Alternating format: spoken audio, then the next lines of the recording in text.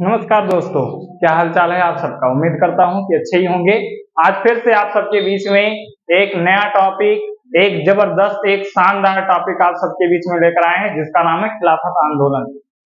आप सबसे इससे पहले बात हुई थी, चर्चा हुई थी कि रोलेट एक्ट में गांधी जी का क्या योगदान रहा। गांधी जी और बाकी जो राजनेता थे, सबने मिलकर कैसे विरोध किया रोलेट एक्ट का।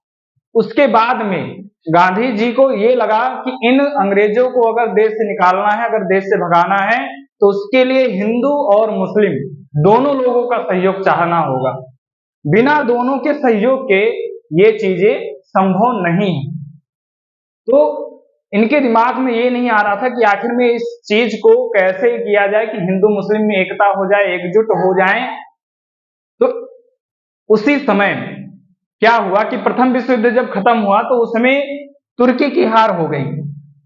और तुर्की की हार हो गई तो जो तुर्की देश है, इस देश के टुकड़े होने लगे। टुकड़े मतलब विभाजन होने लगे, जिसमें फ्रांस, इंग्लैंड,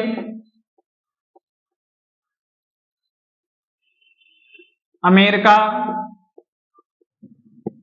अन्य देश इसके राज्यों को हड़पने लगे। कोई 2 राज्य, कोई 3 राज्य, कोई 1 राज्य, जैसे जो पा रहा था वैसे हड़प रहा था। इस तरीके से विभाजन होने लगा। किसका? तुर्की का। अब तुर्की चाहता था कि कैसे भी करके इस विभाजन को रोका जाए, और ये लोग विभाजन के साथ साथ वहां का जो खलीफा का पद था वो भी छीनना चाहते थे। और घोषणा कर दिया अंग्रेजों ने, इंग्लैंड ने, कि अब खलीफा का पद समाप्त कर दिया जाएगा। खलीफा मतलब वहां का जो सबसे अधिक जानकार होता था, उसको खलीफा की पदवी दी गई थी। तो ऐसे में वहां की पब्लिक और जो हिंदुस्तान में या हर जगह जो मुस्लिम थे, वो सभी लोग इसके खिलाफ हो गए। हर जगह लोग खिलाफ हो गए कि खलीफा का पद किसी भी तरीके से खत्म ना किया जाए। और मौका मिल गया महात्मा गांधी जी को इस चीज का, और उन्होंने इस बात की चर्चा रखी। कहां? 1920, सितंबर 1920,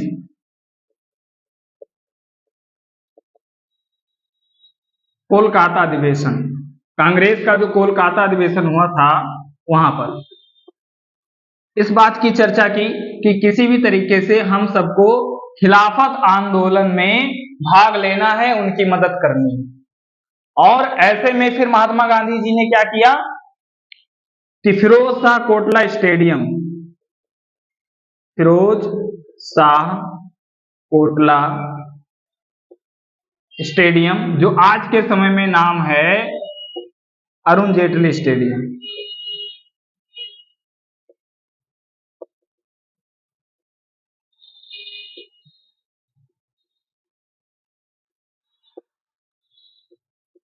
अरुण जेटली स्टेडियम।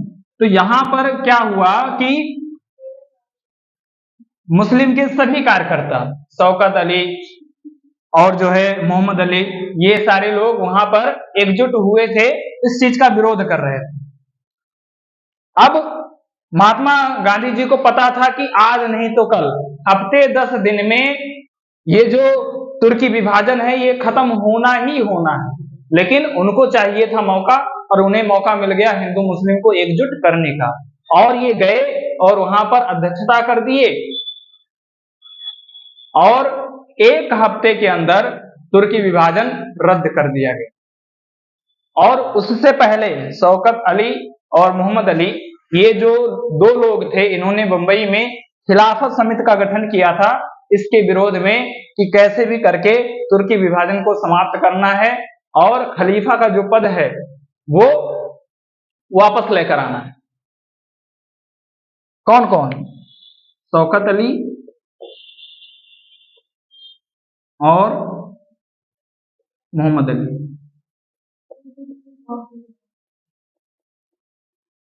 मोहम्मद अली, ये 2 लोग कहां पर? बंबई, अब का नाम मुंबई है। इन्होंने खिलाफत समिति का गठन किया था। किसका गठन किया था? जगह नहीं है, ऊपर इरेज कर दें। खिलाफत समिति का गठन किया। खिलाफत समिति का गठन किया था। कहां पर? बंबई में। और जब ये चीजें मतलब क्या हुई, अरुण जेटली स्टेडियम जो आज के समय में आप जानते होंगे कि जीएसटी इन्हीं के समय में आई, इनका मुख्य योगदान रहा है जीएसटी में। और शिक्षा पर जो 18% जीएसटी लगाकर बैठे, मतलब ये सोच के देखिए कि जो देश को आगे ले जाने वाला है उसी पर इतना जीएसटी, जो फैशन के बराबर, फैशन पर भी 18% जीएसटी है और इस पर भी 18% जीएसटी। जबकि सोचिए शिक्षा पर 0% जीएसटी होना चाहिए, 1% जीएसटी नहीं होना चाहिए। लेकिन हमारी सरकार इस तरीके से है कि वो जीएसटी आपसे उन चीजों पर अधिक लगा रही है जिस पर कि जीएसटी होना ही नहीं चाहिए।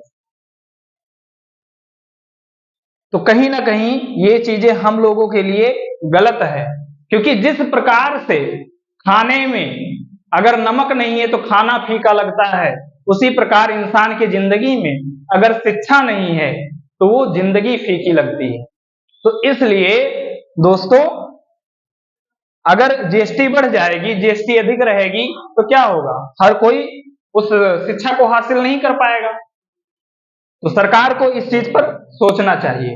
तो अंततः क्या हुआ कि खिलाफत आंदोलन जब लोगों ने शुरू किया और महात्मा गांधी जी ने क्या किया, नेतृत्व कर दिया उसका, जाकर फिरोज शाह कोटला स्टेडियम में, और 7 दिन के अंदर तुर्की का विभाजन रद्द हो गया और खलीफा का पद वापस उनको मिल गया।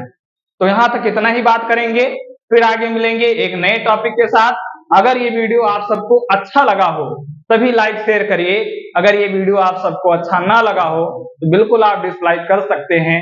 बाकी आप सबका साथ बिल्कुल चाहता हूं, क्योंकि हम लोग क्या करते हैं जिंदगी में कि किसी दूसरे का हम सहयोग नहीं करना चाहते। किसी दूसरे का यदि भला हो रहा है तो अगर हमारे उसमें 0.00% भी योगदान हो रहा है तो उतना भी हम नहीं करते, क्योंकि हम चाहते ही नहीं है कि किसी और का भला हो, जबकि हमारा बिल्कुल भी योगदान उसमें नहीं होता, ना के बराबर होता है।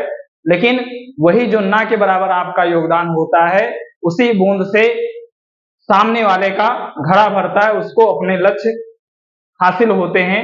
तो बस इतना ही बात करेंगे।